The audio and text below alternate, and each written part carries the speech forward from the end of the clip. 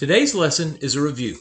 The first 4 lessons explain the basic sentence patterns: subject verb, subject action verb direct object, and subject linking verb subject complement.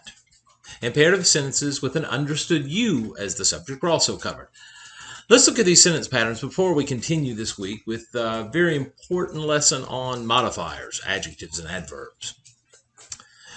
All right.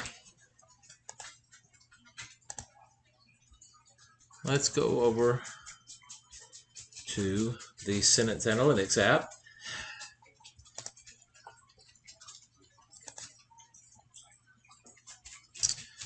All right, the most simple sentence is the subject-verb sentence. These 2 components are all that are required to make a sentence, as long as that sentence expresses a complete thought. We type the basic sentence, Ray sleeps, and hit enter. We then click on the simple cross.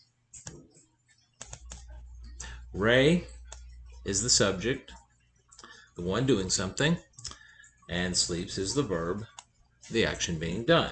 That's it. Remember, though, that the verb can be more than one word. Is sleeping, has slept, will sleep, can sleep, should be sleeping, will be sleeping, might have been sleeping. There will be one main verb here, sleep, and the auxiliary verbs will either be a form of to be, a form of to have, will, or a modal like could, should, would, can, may, might, etc. All right, the second sentence structure, the subject, action, verb, direct object, starts the same. We can type in the sentence, Ray raises raisins, and hit enter. Again, we start with a simple cross. Ray, the subject, goes to the left of the cross. Raises, the verb, goes to the right of the cross. A word that receives the action of an action verb answering the question what or whom is a direct object. Ray raises what? Raisins. Raisins is the direct object. All right, direct objects get a straight up and down vertical line. Click on that. You put it after the verb, and to the right of that direct object line is the direct object itself. Ray raises what? Raisins. Third sentence structure was the subject linking verb subject complement. Remember, there are a limited number of linking verbs, and they basically connect the subject with a predicate noun or a predicate adjective that describes it. We'll use the most common verb for this sentence. Ray is right. Enter. Once again, start with the simple cross. Ray, the subject, is linking verb to the right. But since this is a linking verb, it doesn't get the straight up and down direct object line. It gets the backwards slanting subject complement line. It still goes after the verb, but again, since it points back toward the subject, it slants back. Right is an adjective describing Ray. It goes to the right of the subject complement line.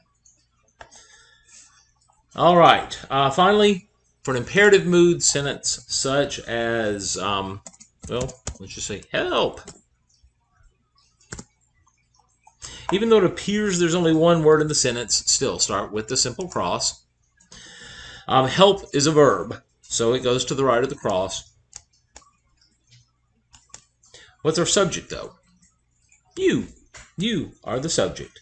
But since it is implied or understood, you put it in parentheses. And if you go back up to the basic sentence cross, there is an option for the you in parentheses. Click on it, move it to the left where the subject would be. That understood or implied you is the subject of the sentence. All right, one other thing.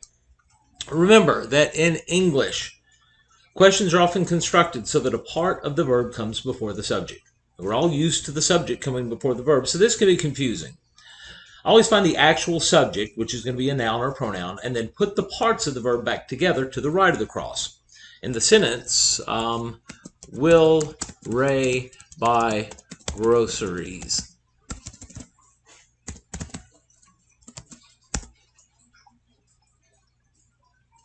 If we start with the simple cross, will is the first word, but will is not somebody's name. It's a future indicator, will buy. Ray is the only person there, noun or pronoun. So Ray is the subject. What is Ray doing? Ray, in the future anyway, will buy. That's the verb. We can put the verb back together to the right of the cross. And then there's a direct object. That's an action verb. Will buy what? Groceries. Let's get a direct object line. Put it to the right of the verb and the direct object to the right of that line. Ray will buy what? Will buy groceries. All right. Tomorrow we're going to move on to adjectives, but make sure that you understand these basic sentence forms so that we can build on them. Everything else builds off what we did this past week. All right. Do your best.